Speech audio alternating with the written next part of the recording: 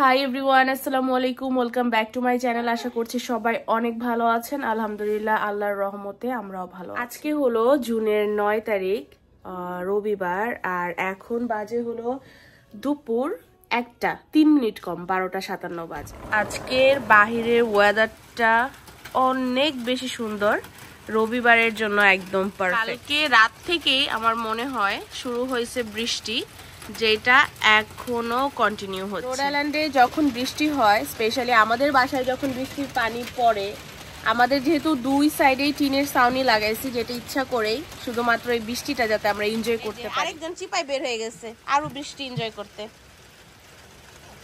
হ্যাঁ, শুধু শব্দ শুনে হচ্ছে না, হচ্ছে তো ভিজতে হবে না। এখন যাবো না, বৃষ্টি কমুক তারপরে চলো ভিতরে চলো।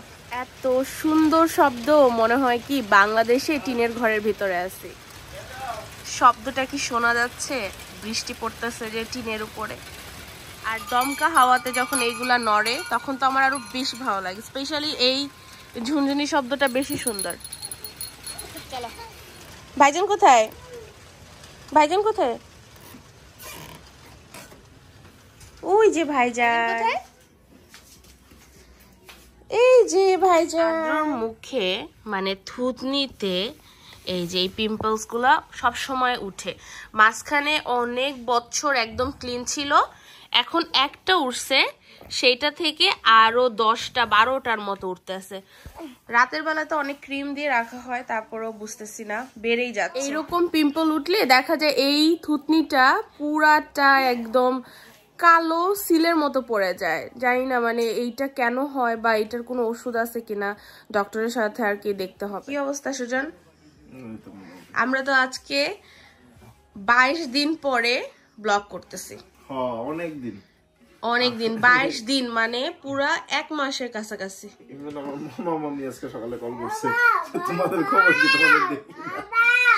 আসলে লাস্ট কয়দিন আমার শরীর এত পরিমাণে খারাপ ছিল। শরীর খারাপ থাকলে তো মন খারাপ থাকে, আর মন খারাপ থাকলে কোনো কিছুই করা হয় না। মাঝখানে আমার একটা ছোট্ট প্রসিডিওর ছিল, ছোট্ট একটা সার্জারি আর কি, তো যেটা আমার শরীরটাকে আরো বেশি খারাপ করে দিছে। সবকিছু মিলে আসলে আমিও নিজেও একটা ব্রেক নিতে চাইছিলাম, যে শরীরের উপর দিয়ে কোনো কিছু করাই আসলে উচিত আমি মনে করি না। এখন একটু ভালো আছি, যদিও আমার ফ্লুটা এখনো ভালো হয় নাই। কি ধরনের ফ্লু, ঠান্ডা জ্বর লাগছে আল্লাহ জানে। দেখা যায় একটু ঠান্ডাটা ভালো হয় ওষুধ টষুধ খেয়ে, আবার চলে আসে, আবার মাথা ব্যথা করে, ঠান্ডায় আমি শ্বাস নিতে পারি না, এরকমই চলতেছে। বৃষ্টির দিনে এরকম 1 কাপ কফি থাকলে আর কিছুই লাগে না। কফিটা দারুণ, মানে কালারটা যা আসে,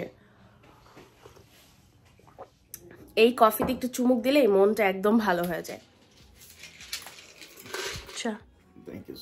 আচ্ছা, সকালে তুমি আমার কফি বানায় দাও, আমি তোমার চা বানায় দিই। এটা না করে যার যারটা শেষ হয়ে বানাইলে কেমন হয়? ওষুধ খেতেছে কেন?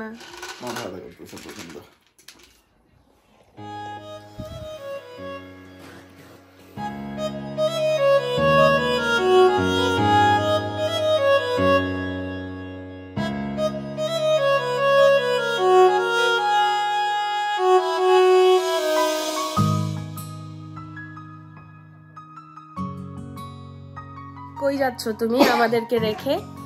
আমি যাচ্ছি হচ্ছে ওয়ার্ল্ড কাপ দেখতে, বাংলাদেশ ভার্সেস সাউথ আফ্রিকা। তুমি এক্সাইটেড? হারার সম্ভাবনা বেশি, 80%।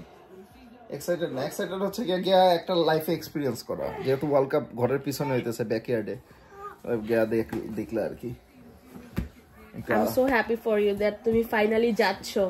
তুমি ফাইনালি মনের মতো সিট পাইছো, ফাইনালি সবকিছু ম্যানেজ করে তুমি যাচ্ছ। I am so happy for you. দুইবার সিট চেঞ্জ করছি দিলে সেটাই। ওমা জিমা বলো, আমি তো তোমার মা ডাক শোনার জন্য সারাদিন বসে থাকি। আমি বলো আমাকে বাবা।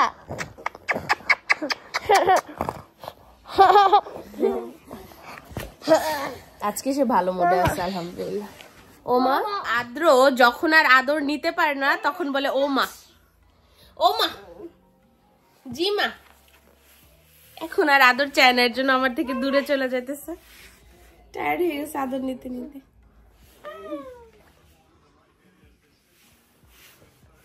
এই যে বললাম না, সকালবেলা উঠলাম কিন্তু আমার গলাটা মোটামুটি ভালো ছিল, এখন আবার গলা এমন ভারী হয়ে গেছে যে আমার কথা বলতে অসুবিধা হচ্ছে।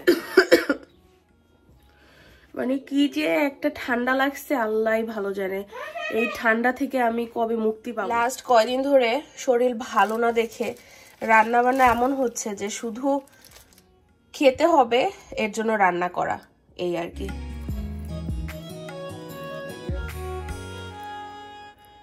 এইটুক চিংড়ি মাছ বাছতে কতটুকু সময় লাগলো। এমনিতে বাজারে কিন্তু কিনতে পাওয়া যায় যেগুলাতে একদমই স্কিন থাকে না বা মাথা থাকে না, বা মাথা স্কিন দুইটা ছাড়াই ইভেন কুকডও পাওয়া যায়। কিন্তু আমার মনে হয় আসল চিংড়ি মাছের মজাটা চিংড়ি মাছের মাথায় আর চিংড়ি মাছের খোসায়। এর জন্য একটু কষ্ট হলো, আমি চেষ্টা করি পুরা চিংড়ি মাছটা কিনা। চিংড়ি মাছটা কাটা শেষ, এখন আমি বাঁধাকপিটা কাটবো। 1:36 বাজে, সুজন 4টার দিকে বের হয়ে যাবে নিউ ইয়র্কের উদ্দেশ্যে, তো তার আগে আমার সব কাজ সারতে হবে।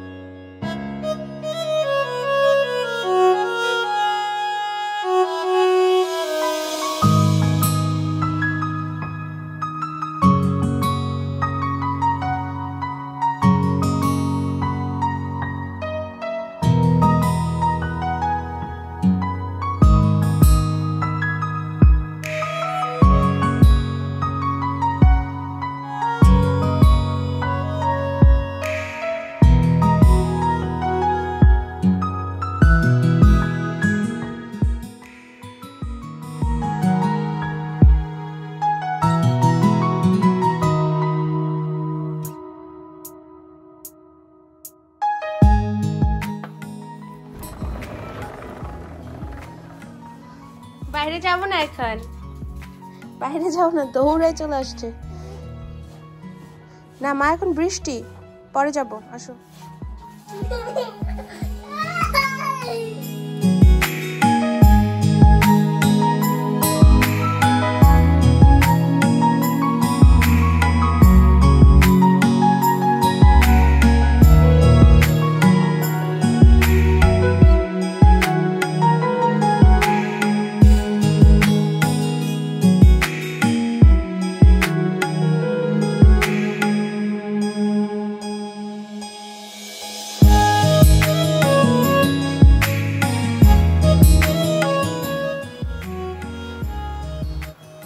পাতাকপিটা যখন একদম মজে আসছে তখন আমি একটা পাতলা ফ্রাই প্যানে নিয়ে নিছি, যাতে করে এখন এটা একটু ভাজা ভাজা দিয়ে দিব। সামান্য একটু লবণ, ভালো করে নাড়বো আর অপেক্ষা করব একদম ভাজা ভাজা হওয়ার জন্য।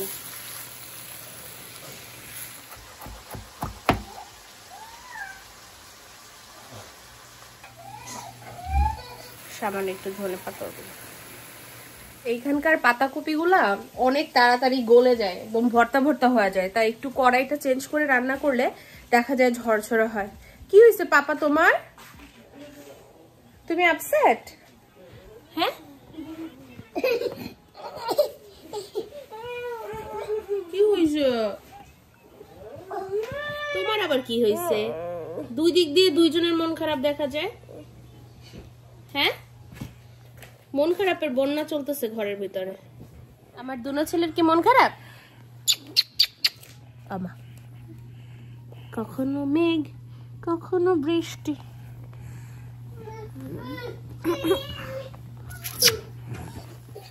ভাজিটা রান্না করা শেষ, আর এদিকে আমি ভাতও বসাই দিছি। এই যে সুজন, তোমার ওয়ালেট মাটিতে পড়া।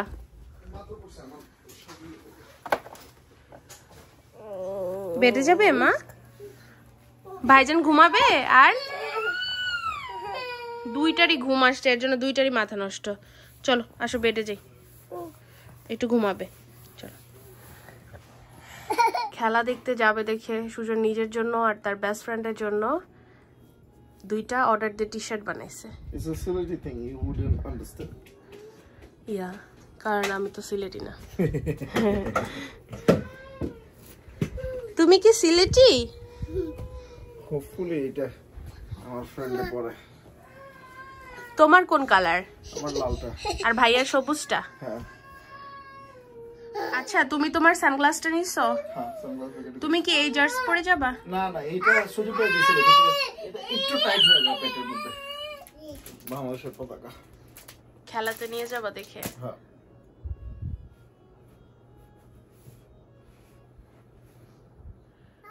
এইটা অনেক সুন্দর, এটা পরো।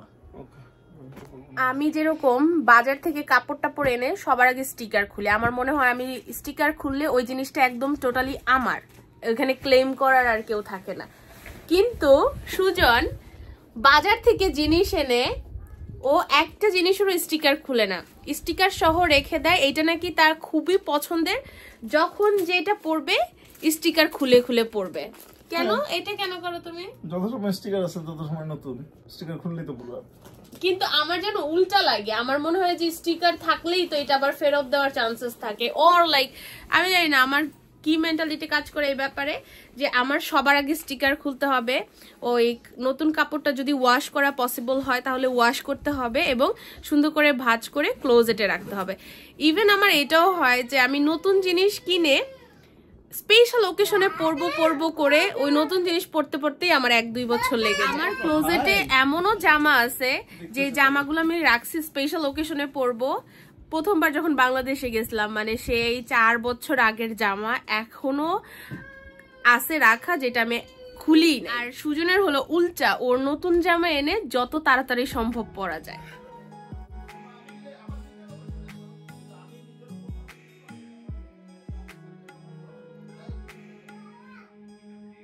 পাতাকপি ভাজিটা দেখতে এত সুন্দর হয়েছে, হোপফুলি খাইতে অনেক মজা হবে। লাস্ট কয়দিন ধরে আমার এত পাতাকপি ভাজি খাইতে ইচ্ছে করছে, ফাইনালি মানে আজকে খাচ্ছি এতদিন পরে।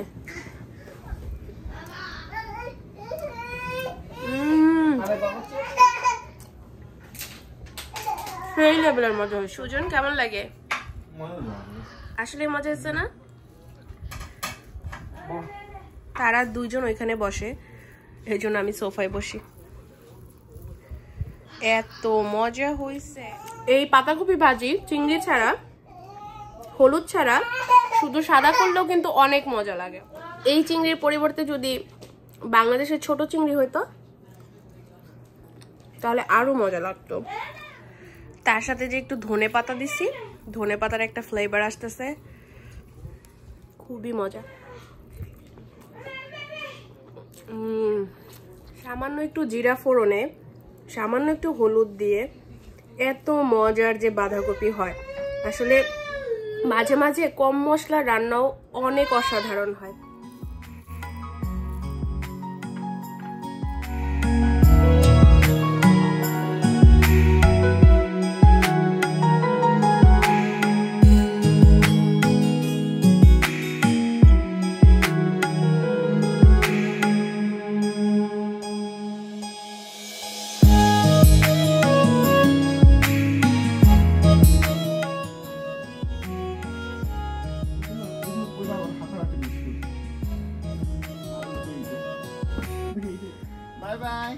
Bye bye.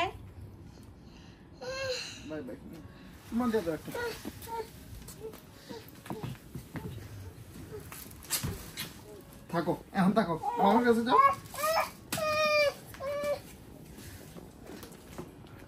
ওই যে ওই গাড়িতে যাবো, এটা বাবার গাড়ি।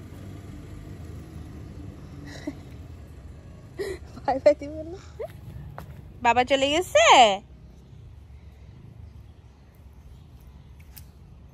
ওমা, এটা কি? এটা কি? ভিতরে যাবে না? ভাইজান একা তো, ভিতরে আসো।